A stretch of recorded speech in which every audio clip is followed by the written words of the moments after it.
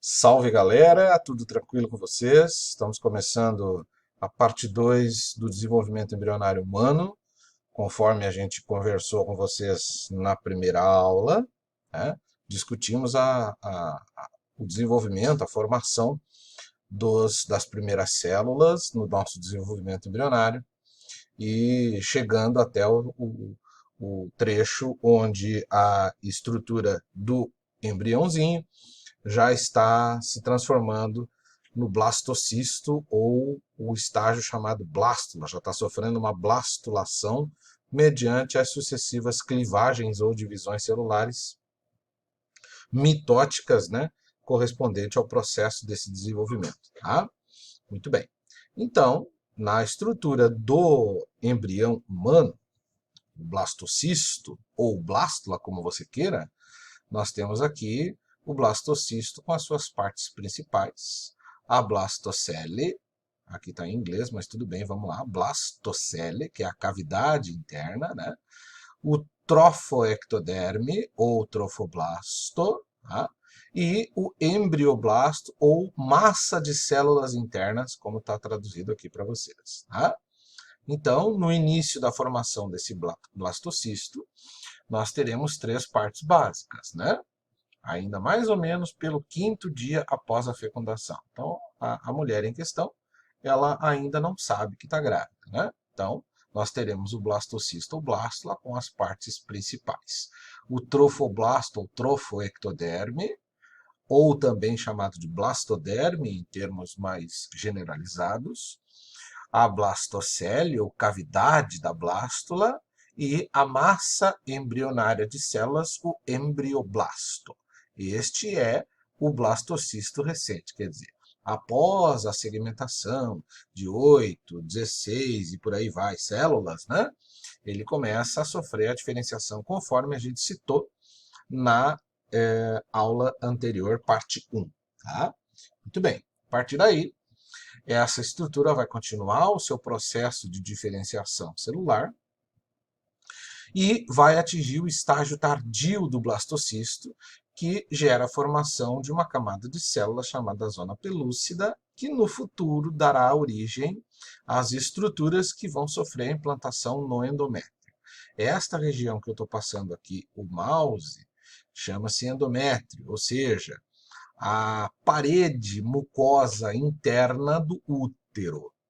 Então, o endométrio, ele é a estrutura cujas células são ativamente influenciadas a crescerem e se multiplicarem mediante a ação dos hormônios sexuais. Primeiro com atividade estrogênica e após a fecundação e a formação do corpo lúteo aqui no ovário, está aqui o corpo lúteo após a ovulação, ele vai se tornar uma estrutura de células com aglomeração gordurosa e ativamente produtor de progesterona.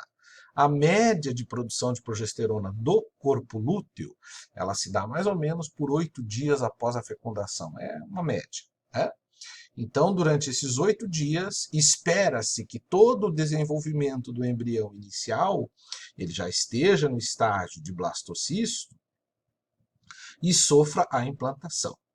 No momento que ele começa a se implantar, o próprio blastocisto vai passar a produzir progesterona em quantidades muito grandes. Tá? Nós vamos discutir isso daí. Tá? Só que essa progesterona vai ser produzida apenas após a produção inicial de um hormônio produzido pelo próprio embriãozinho, que nós vamos discutir daqui a pouco, chamado HCG, gonadotrofina coriônica humana.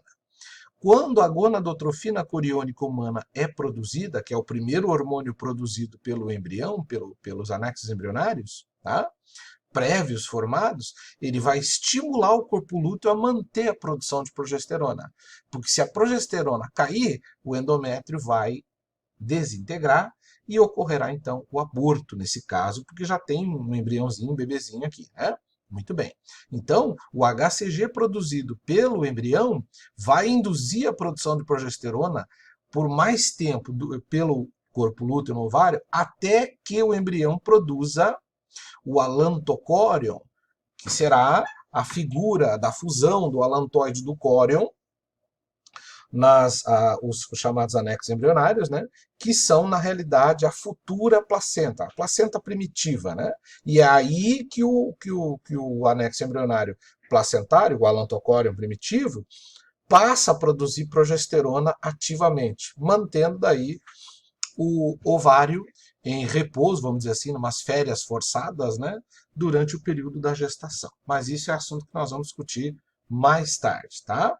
Muito bem, vamos continuar. Aqui você está vendo a fotografia aproximada do quarto dia, onde o estágio de mórula apresenta grandes estruturas de células praticamente do mesmo tamanho, nem todas são, mas são praticamente do mesmo tamanho, e a partir daí que ela se desenvolve, essas células começam a sofrer o processo de compactação para futuramente, como você acompanha na ilustração de apoio, a formação do blastocisto, tá?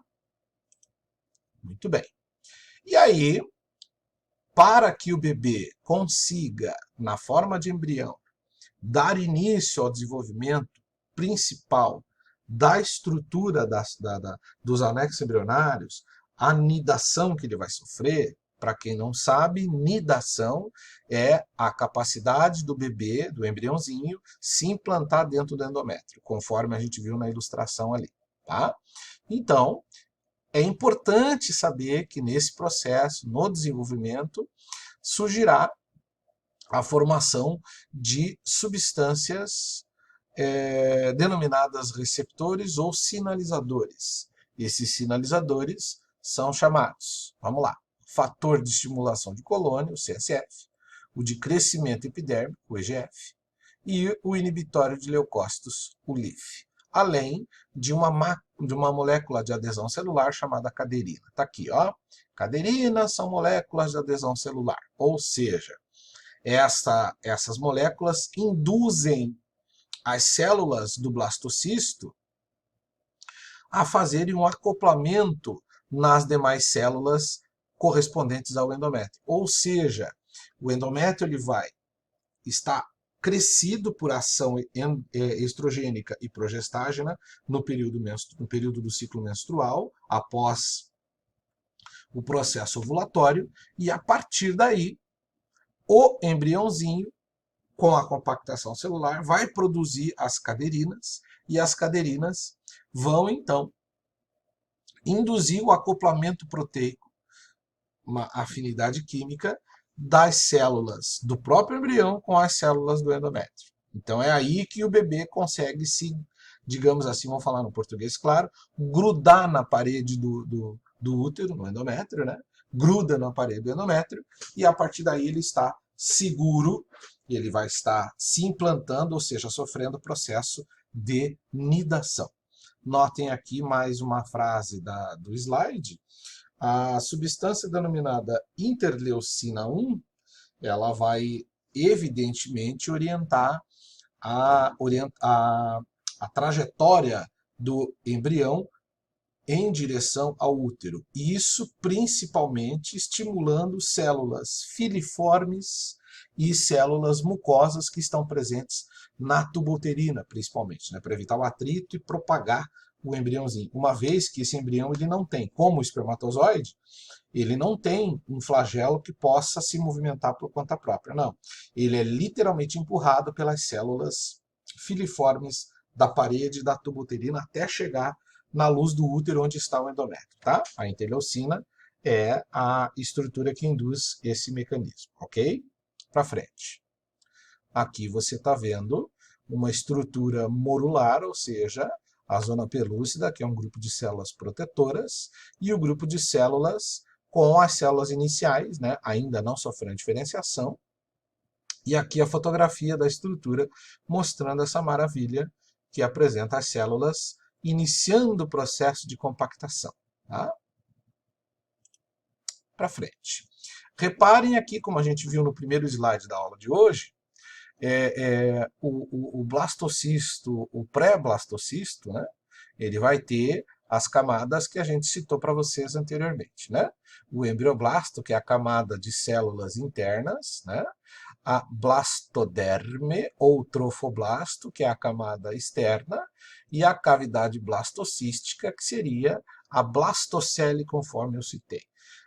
Observando aqui, você pode observar a fotografia do blastocisto, mostrando a cavidade interna, as células Inner Cells Mass, ICM, Inner Cells Mass, ou massa de células internas, que é o nada mais, nada menos conhecido como embrioblasto. É aqui que estão as células tronco totipotentes. Depois nós vamos discutir sobre isso aí, sobre as células totipotentes. A gente já fez um comentário breve na aula número 1. E aqui vocês reparem as células do trofoblasto. Por fora, a camada de proteção, a zona pelúcida, e a evidência na microfotografia aqui do blastocisto humano de forma sensacional, né? Isso aí é espetacular. Vamos para frente.